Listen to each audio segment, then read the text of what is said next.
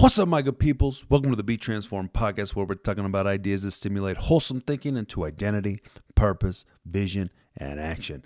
I am James Anderson, and with me is Carolyn Anderson and Logan Eaton, and this is part 3 of culture. Let's get into it. So when I think about all right, if you wanted to create culture, right, if we intentionally, with Be Transformed, we define, here's who we are, but then that translates into what we do, right? Because we're talking about the full reality of culture, which is your beliefs, your mentality, your priorities, your habits, and your trend and your traditions, right? So the culmination of all the ingredients that make up what is normal. So I was thinking about culture, and it's if you wanted to create a culture, whether you're in an organization or you're leading a team or whatever, and you want to create culture in that, I had this picture of a conductor wanting to build an orchestra, right? So if a conductor had this, he's got this dream, this vision to have a band that then can play this, these songs and entertain people. And, I was just thinking about I grew up, playing music, and our whole family, we're all in the band at school, and we were in the orchestra. And I was just thinking, because a conductor is okay, he's the leader, somebody who wants to create something specific, right? But if a conductor was all right, they put out an advertisement and they're okay, we want musicians. And so a bunch of musicians show up. Well, the problem with the word musician is there's no details behind it, right? I mean, if you can play hot cross buns on the recorder, you could call yourself a musician, right? So but the reality is that there's degrees of skill of musicians, right? Just the word musician does not specify the amount of discipline somebody has or the amount of knowledge they have. I remember we went to me and one of my sisters, we went to this, it was a week-long, I don't know, band camp or something. And when we got there, essentially we had to audition. And I think there was a couple different bands. And then there was also there's also kind of a hierarchy in a band. And so what they do is they make you audition. And I just remember I was a freshman, and this guy put this sheet of music in front of me. And to audition, all right, I've never seen the piece before. It's called sight reading. That means you're no practice. You're going to look at it and you're just going to play what you see as well as you can right there, right? So what this is a proficiency test. Well, he put that piece of paper in front of me, and I'm like, bro, I don't even know what I'm looking at, right? I play percussion, and so you're just looking at rhythms. And I'm like, bro, I have no idea how to read that or play it. And he was like, oh, just give it a shot. I'm like, I can't freaking read it. It's it's if somebody gave you a book and it's in Arabic, they're like, read it. Okay. So you just start saying words, right? I just started playing whatever. But there's different levels of skill in terms of music. So if a conductor just says, hey, let's just get a bunch of people together and whatever. So, if he just says, so all these 52 musicians showed up, right? He's like, all right, pull out some music and let's get going. Well, if everybody pulls out their own song, so somebody's got hot cross buns, somebody's got Mary Had a Little Lamb, other people got Mozart's, whatever. If you got 52 people playing 52 different songs, I'm going to tell you right now, that's not music. Right?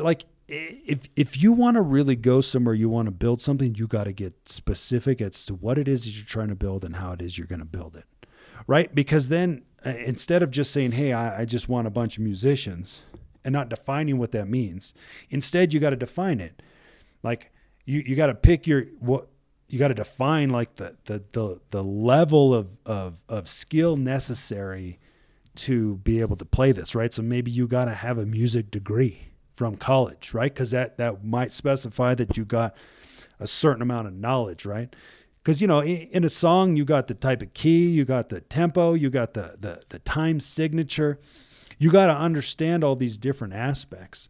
And then not only would the conductor specify the level of degree needed to be able to play the music, then they're going to make people audition. Because just because you got a degree, again, it's not still speaking to like the level of discipline and skill that you have. So then you're going to audition. And like, you know, if I think about like in like the strings, right, like a violin or whatever, you might have 3 people all playing the same instrument, but you would have chair number 1, number 2, and number 3, and chair number 1 might have a solo or whatever. There's still even a hierarchy inside of that, but your conductor is going to go through all these things because he wants to be able to perform. He or she wants to be able to perform at a certain level. But the key thing is like, because essentially you're creating a culture and you want to get everybody on the same sheet of music, but then you also need a degree of skill to be able to pull that off. And so when I think about like, what does it actually take to build a culture? I think you got to define what it is. Second, you have got to be that culture. You got to embody it, right? You're not going to build something that you're not, right? If you tell people, hey, we value discipline, but you're not disciplined, you're not going to build that culture. Now, you could very well be like, all right, you could be, I don't know what you want to say, deficient. Like you say, no, I want a culture of discipline. And then that motivates you then to conform to that value of discipline, right? But any way you slice it, you have got to be it and you have got to become it. If you want to create culture, it first and foremost begins with you. And that's what we talk about with BT, is that this stuff is first and foremost for us, right? Like we are in this to cultivate these ideas for us, for them to get into us. And then the byproduct of that is then it's transferred to other people because it's a part of who we are. So if you want to create culture, you got to define it, but 2, you got to be it. It's on you to display it. So I think, you know, what do you guys think it takes to get people on the same page? You know, so it's like, okay, we define these our core beliefs, but like, how do you transfer that to like another group of people? Like, you definitely have to be genuine. So you have to, like you said, you got to fit the role, like whatever you're trying to build has to be you, has to be innate in you. Otherwise, people are going to be able to see through it. Right. And nobody wants to follow somebody who's just kind of putting on a facade. Full of crap, yeah. Yeah. So I think, I mean, you have to just be like honest. You have to be, you know, be the thing that you're trying to teach and disciple people in. But yeah, I think it goes back to like what is it in society that you want to do or build? Like I don't think, I don't know. Like, I think like people that are following Christ should, like, you know, I'm sure, you know, getting into things in society. So like, if you want to do politics, if you want to do local, you know, whatever, if you want to work in a business or start a business or whatever, it's like getting into finding what you're passionate about, because people are going to want to follow passion too. So like having the freedom to get into what you're passionate about and then expressing that passion through what you do, people are going to ultimately get on board with that. Is that kind of what you were asking? Sure. Yeah. So just having like being honest and being what you're teaching, and then being passionate about it too, and having a real world result, you know, real world problem solving ability that's going to bring something of benefit to society. People are going to want to get on board with that, because other people are going to have the same desires that you have as well. I think about relationships. You know, when you're you're walking with someone, or you're, kind of doing life with them, and you actually care about the person, then what you say holds more weight than if it's like, and maybe that goes without saying, but I just think the value of actually caring for the people that you're working with, caring for their future and their potential, and helping them become who they were meant to be.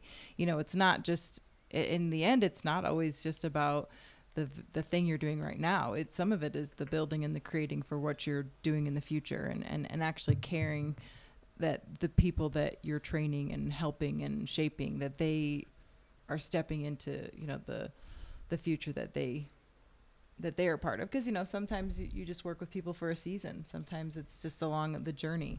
And so, if you really are creating influence and you really are passing on, good culture and good core beliefs, then they're going to take them to whatever comes next for them. Yeah. Right. So like being genuine and then being genuine. I mean, like, well, again, because it comes back to, it's like sometimes people think something is a value, and they try their best to then communicate that to somebody else, but sometimes it comes off not so well. And that's just because sometimes it's like you don't have the reason behind it, and they don't totally understand the very thing that they're actually trying to help you understand. And so it's not transferable. Or like, just even the idea of like, okay, people say, well, don't have sex before marriage. Well, that's really, yes, don't. But why? When you can't explain the why, you don't understand the why, then you can get super religious about it. And oh no, because it's a sin. Don't do it because don't have sex before marriage because it's a sin and you'll be in trouble and you'll go to hell. Okay, well, there's no why behind it. It's like that's the letter of the law. There's a letter of the law, and then there's the spirit of the law. And the letter of the law is, this is what it says: don't do this, therefore you don't do this. But the spirit of the law is the reason behind it. The reason behind it is where all the power and understanding is. You don't have that, you really don't have anything. And so it's like, so again, I think just this reality of like the genuineness of you, right? Like you're not going to build something that you actually aren't. That just isn't going to happen. You're not going to influence somebody to become something that you're not either. Which goes back to the genuine. We're not trying to put on a facade. This is who we are. This is why we are. This is what we are. And I think, to be able to get onto the same sheet of music, I think takes training, right? It's like, okay, so defining what our core beliefs are, then you got to teach those core beliefs. When I took over, a team a couple years ago, it's like, all right, I wanted to infuse some different values and some different culture. But so it's like, but the way I was trying to go about that, whether it worked or not, but the way I was going about that was like, all right, I got to share these ideas that I hold to be true. The things, because these are the things that turn me into something else. These are the things that transform me. So it's like, all right, if we want to apply some new values, we got to explain what they are. How does that actually infuse into how you communicate? How does it infuse into how you show up and how you actually get the job done and when you get the job done and all? It's like the way to get on the same page is one, you gotta train people. So that means that you gotta define what it is that you wanna create, and then you have to take time to then share those ideas, right? So we used to have like a Monday morning meeting. And so it's like sometimes I would just take 2 minutes and I try to break down a concept, right? It's just like, let's just take a little time to get into a high quality idea that can help shape, how we roll. So to create culture, one, you got to define what it is, and then you got to train it. And then you got to actually have like values and standards that then you hold people accountable to. Because if we want to create a culture, we want to establish what is normal. What is normal conduct? How do you show up? How do you communicate? Right? If you don't have those, if those things aren't defined, then you have the conductor who just said, hey, let's just get a bunch of musicians, quote unquote musicians together, and then it'll all just work out. Well, in that example, it didn't all work out, right? Everybody's playing their own piece of music, and that's not together. That's not a team. That's just a bunch of people making a bunch of noise that nobody wants to listen to. So you gotta train, but you gotta have actual standards and values that you live by, right? We were trying to define, it's like, what's the difference between a value and a standard? And I think it's like, if values kind of make up your behavior, standards then is like what's expected. So when we think about like, all right, what are our values and our standards? And these things are then the byproduct of our core beliefs, right? So these are the things that are actually that help us live out what our core beliefs are, right? Praxis is the integration of your beliefs with your behaviors, right? Because if you want to become transformed, then there's new ideas that you have to get a hold of, and then you have to live life based upon those ideas, right? So it's the new actions that create new results. That's the transformation. So for us, when I think about like what are our values and what are our standards, we've got a list here, and I don't know that is a complete list, but when I've thought about what is it really that one I try to live by, and then what are the things that were like when people don't have this, it like really bothers me. That's kind of like that, because that's just like an indicator of what is it that I hold value. Because then if other people aren't doing it, like it really bothers me, but that's because I really value it. And so again, all this stuff then just helps you to determine, it's like, all right, this is the culture we want to be in, but then this also helps you evaluate who actually fits in your culture and who doesn't. And so it helps you determine who you should really work with in times where you kind of can choose that. So when I think about like our values, and we're just going to kind of go through this pretty quick, but so one value that is super important to us is work, right? Because we believe that we were put on this earth to do something of value, that we were to create things of value, right? I mean, we were made in the image and the likeness of God. And it's like one thing that God is a creator, right? Where he has ideas and then he puts them into action. Well, that's what we were created out of. That's the pattern that we were meant to live out of. So we're meant to dream the dreams. You picture these things that don't exist. And then you got the power. That's why you got that dirt body to take those invisible realities, those potentials, and turn them into a reality in the visible, right? So for us, work is super important. And not just working, but like having like a high standard of like work ethic and like the quality of what it is you're trying to create. Like it matters, right? We believe that you're meant to develop and become skillful and continue to increase in skill. Another one we hold super true, this is like a part of everyday conversation, is extreme ownership. Carolyn, what is extreme ownership? Extreme ownership is owning your role in everything that happens and everything you do. You could always blame somebody else or find some excuse for why something didn't work or why you couldn't do what you were going to do. And it's the lack of excuses. Extreme ownership says, I'm going to do my part to. And I talk about it with our kids, and I talk about it in conversations with friends, because it's instead of looking at the other person and saying, why did they do that? Or why did that happen? It's like, okay, what could I have done to change that? And sometimes you really can just see the other person's fault or the situation. You really can just see that outside thing that was the reason it happened. But it's looking for a solution. It's looking for a way to say, what can I do to influence the situation? What could I do to bring about a better result? It's really looking for your own role in everything that you do. and it applies to every area of your life. Yeah, it's about owning the solution. All right, extreme ownership isn't just like, it's not just saying, okay, that was my fault. That's great, but that doesn't solve any problems. Extreme ownership is about owning the solution.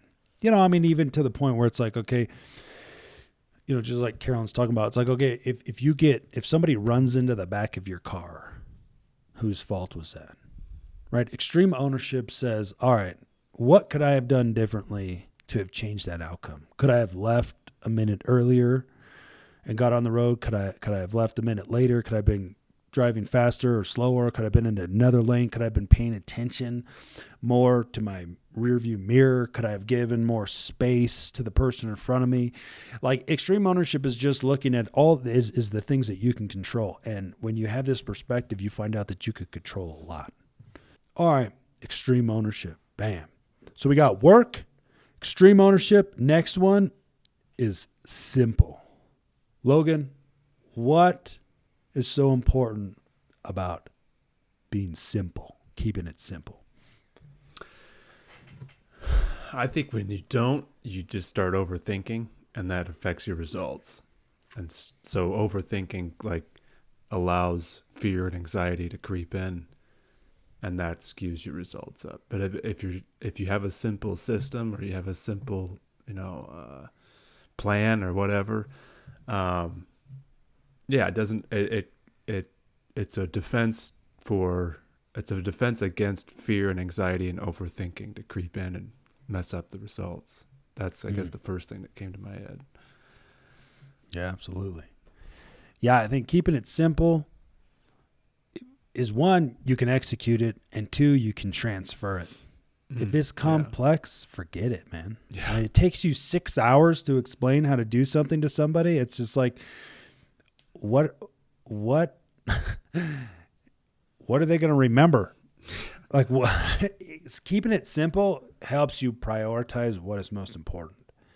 It helps you streamline and reduce, right? Like, you got all these complexities, you got all these pieces, but how do you reduce it down to its most important pieces so that then you can communicate it simply, right? Easily. Easy to understand, easy to execute. Simple. Your plans, simple. Overcomplicated, then you never, like you're saying, you won't ever get after it. You won't ever do it because you get so derailed by the details that you never stay on the track long enough to go anywhere. Yeah. Keeping it simple is definitely something that I say all the time. I tell it to Carolyn all the time. I said, that violates the law of simplicity, of keeping it simple. There's too many steps in that. There's too many different things involved. Try to over communicate or whatever. Yeah. So that it defies the laws of simplicity. It's powerful. It's part of who we are. Discipline. Get you some. Discipline is so powerful because with discipline, self-discipline, which is self-imposed standards to be able to achieve something specific, there is nothing that cannot be done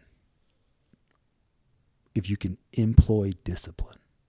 To be able to employ discipline means you got some control over your will. Right?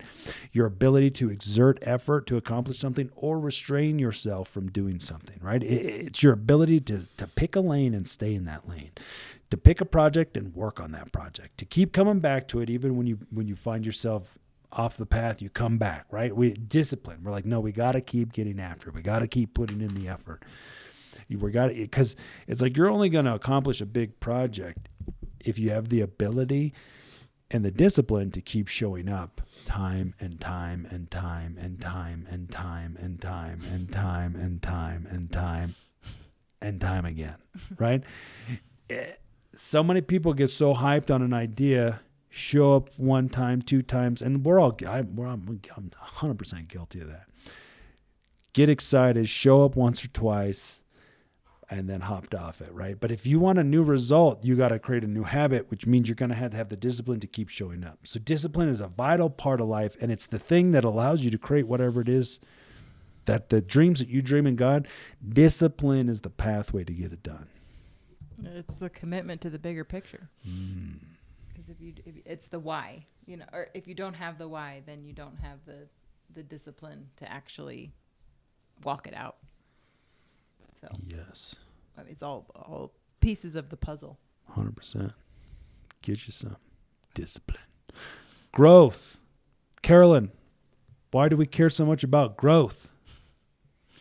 Because you never arrive. You never know everything there is to know. I thought There's- I arrived. There's no end. And so, we're constantly changing. And, it's like, Hopefully. that's the goal, is that you're and in a good way changing. Yeah. You're the commitment to get better, to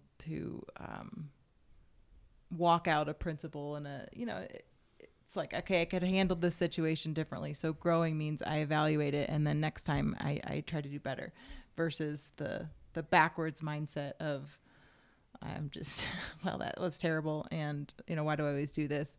Growth is that forward mindset of I'm it's unto something forward, not stuck in like, okay, how I always do this wrong, or how I always handle a situation this way. Growth is that commitment to get better and to move forward.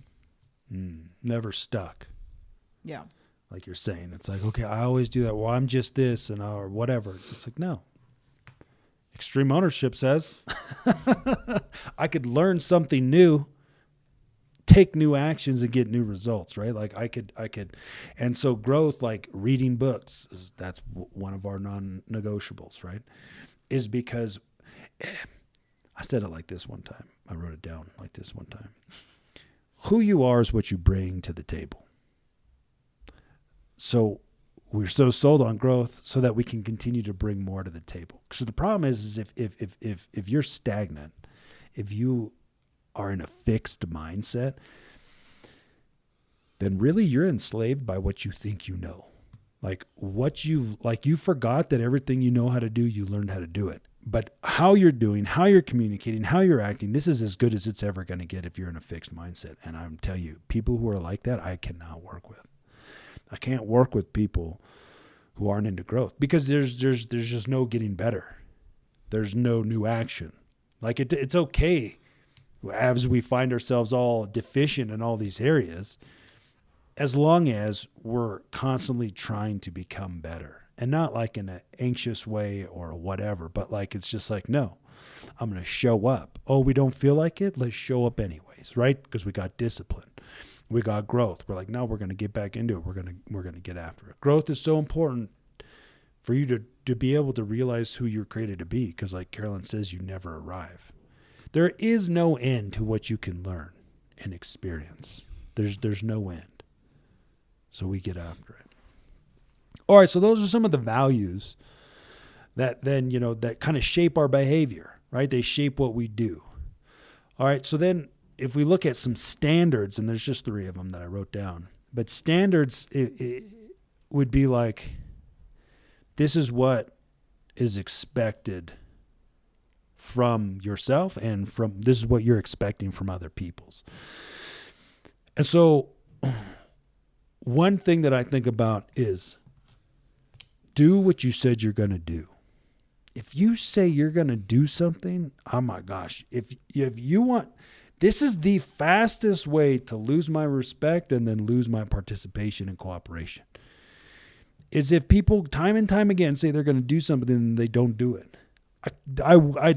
You lose all trust when that happens, because then the only thing we can trust is that you're only going to keep doing what you're doing instead of what you need to be doing. But so doing what you say you're going to do is so important, again, for trust. It's what makes you reliable. It's how you employ discipline, is do what you say you're going to do. It's funny because it's how you build trust with yourself, which is kind of a weird concept, but it's like, people are like, be like, well, I just don't trust myself. To build trust with yourself is to say, I'm going to do something, and then you do it. Because the biggest thing is, I think this you have to have self-awareness in this, because sometimes people will say, okay, I'm going to do this, but I know for a fact they're not going to do it. And they don't have enough awareness to check themselves. I really try not to say what I don't mean. I'm not going to say, oh yeah, well, I'll be happy to help you. If I'm like, I'm not going to help you. I won't say I'd be happy to help you. I won't say what I'm not going to do. At least I try not to. I'm like very conscious. Conscious. Exactly. I heard it both ways. Where I try not to say what I don't mean. Because I want my word to mean something. Right? And the only way it means something is if I do what I say I'm going to do. If I say what I mean and I mean what I say and I back it up by what I do. So you got to do what you say you're going to do. Right? That's an integrity thing. That's a character thing. That's an identity thing. That's a self-awareness thing. Do what you say you're going to do. Because again, right? So standards, right? It's like I want high standards. I want high performance. I want us to stand out. I don't want to just tolerate substandard, below standard. But in order to be able to say we have high standards, you actually have to define what those standards are. All right, show up prepared. Logan, why is it important to show up prepared? I'm putting people on the spot right here. Yeah. Were you prepared? No. Did I prepare you? Oh, that's extreme ownership right there. This is your fault. Oh, my. I just failed step 1, 2, and 3, 4, through 7. No, showing up prepared it's a display of not to foreshadow the next point, but it's a display of your commitment. If you really believe in what you're doing, it's a representation of who you are. Right? If I was to go see somebody that had something that we wanted, or that we wanted to do for them, or that we wanted to partner with, showing up, even if I had this real desire to do that thing or to get that thing, if I showed up unprepared, it would look to them, I would be giving the impression that it wasn't that important to me, even if I did have an extreme desire to get or obtain or do whatever. So it's just like, it just gives off the impression of, how, are you committed? How bad do you want it? Like, can you do it when no one's looking? Can you show up prepared when it's just you? Like, it's just, the result is just going to affect you, but can you still show up prepared? Like, it may not affect anybody else, but are you still going to show up prepared? 100%. It affects your results. Right. Because, for me, like everything you just said, it's like it really speaks to your character. Yeah. Showing up prepared. It's like, and oftentimes sometimes it doesn't have to take that long, but it's like, if I had a meeting, I would prepare it, write down like, okay, what are the most important, right? Keep it simple. What are the most important things to talk about? Because we could just talk about stuff and it happens all the time. We'll just talk, but nothing gets done. So I prepare. I'm like, okay, we need to talk about this, this, this, and this. And then understanding that I'm then going to have to go execute on all these things that we talk about. But like, I got to show up prepared. I just remember this one time somebody was supposed to do something, and then they were gonna show it to us at this meeting, and they show up at the meeting and they didn't even touch the thing they were supposed to do. I'm like, why did you dare to show up to this meeting not having done what we communicated you needed to have done? But again, like, why even right now as I talk about it, why do I get a little hot and bothered? Because it's something I value. It's a character thing. It's a standard, right? What is expected? But when you can't define what's expected and then you can't communicate it, then you have nothing to hold people accountable to. So then you just tolerate all kinds of crazy behavior. But to show up prepared, it's just, it shows your commitment. It shows your competency. It shows you, everything you say, it shows you care. It's just like, if you want to be a part of something, you better show up prepared, but don't think you can just do it once. Like, you got to show up prepared every single time. Put in a little bit of effort and think about what you're going to say, what you're going to do, whatever. Think about go through the details, keep it simple, but go take the time and show, because this is a part of being a person of value, is that you show up prepared. It's a part of extreme ownership. It's a part of discipline. It's a part of keeping it simple. It's a part of work ethic. It's a part of growth. It's a part of everything. You got to show up prepared. If I could impress upon ourselves. All right, commitment to completion. Carolyn, Why does that matter? You will not be deterred. You will not, and if there's an obstacle, if there's something that's slowing you down, or if there's something that's not working, you won't just accept that as like, nope, that's it. You're committed to actually seeing it through. So you look for new solutions. You go to plan A, B, C, D. You A1, pivot. A2, You A3. adjust. You're not stuck because you're committed to seeing it completed. Yes. Without, there's nothing that can stop you. Yeah. Right. Because if commitment is like, it's a decision to succeed. So it says, regardless of the cost, the obstacles, or the distance, I'm going to reach my end destination, which is just understanding that you're going to have all those things. You're going to have costs, and it's going to cost more than you think. And we're not just talking about money, right? And you're going to have obstacles. That junk's going to happen.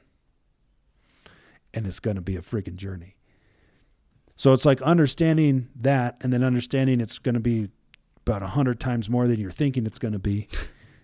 Just understand that you can't comprehend all those things, but you're going to get after it anyways, which means, you're going to have to pivot sometimes and change what you're doing. It doesn't matter, right? It's just like you're committed to succeeding. It's huge. It's also part of the thing that helps you with discipline.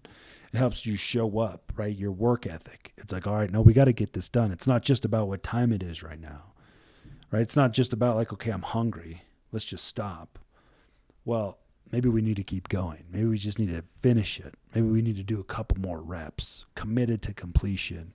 You're showing that you're there and you're not going anywhere. You can be depended upon. You can carry the extra weight when extra weight is needed to be carried. Committed to completion. So to sum up, creating culture. One, you got to define what it is for you. What do you want your family to look like? What do you want your team environment to look like? What does that look like? Are you embodying those things that you want it to be like? And then you got to define what these values are and these standards are. The next thing is then, once these things are communicated and you're like defining what they are, then it's like you got to hold yourself and others accountable. Because, Echelon Front says it like this. They say it's not what you preach, it's what you tolerate. So you could say all these things, but if you don't hold people accountable, your culture is never going to change. But it's in holding people accountable. And when people continue to come up short and they just can't quite make the cut, then you got to let them go. Keeping people, as a leader, keeping people on who shouldn't be on. It's like it's wintertime at night and you leave your front door open, right? Well, one, if it's wintertime and you're in Ohio, you're in Colorado, it could get quite cold, right? You leave your front door open, well, it's going to be really hard to heat your house, right? You're going to end up with some problems, right? Two, because your door is open, you have no control over what walks through that door seeking shelter. Now, you could say, as a leader who's a little more maybe even disconnected from everything, from the team or whatever, you could say, well, I'm upstairs, my room is upstairs, and it's got a lock on it, so I'm safe. That might be, but it's like, what about everybody else? Is everybody else safe? Like, keeping the wrong people has a massive negative impact on the entire team. And so it's like, but you can't move people on, though, as easily unless these things are defined. And not only are they defined, are you communicating them? And then are you trying to train people to then become that? But it's like when you've done that and you keep doing that and it's just, that's just not quite working, then you got to move people on. But the real purpose and nitty gritties of all this is that you define these things, you become these things, you share these things, and then you get together with a group of people who can all be on the same sheet of music, and you go and you build things of massive value. That's the point. Is because if somebody doesn't fit into this culture, then there's another culture that they do fit into. But it's like the point is for us to come together to find where you belong, maybe, and to build things of value. Like we're actually trying to accomplish something. We're actually trying to display something specific. So that's going to look like working with specific people. So anyways, that's our thoughts on culture. That is the definition of our BT culture. And again, I think this is super important. I think this is very valuable because this helps shapes our identity as a group. But then defining our values, defining some standards, it's like, okay, this is what we expect from ourselves and what we expect from each other. And so then we're constantly, self-evaluating and trying to become more and more and more. Because you don't want to leave this earth full of potential. You want to leave this earth having maximized the fullness of your potential. Because you were put on this earth, man, to create some wonderful things. And half the time, we just got to get out of our own thoughts and produce. So my good peoples, thanks for kicking it with us. Until next time, peace!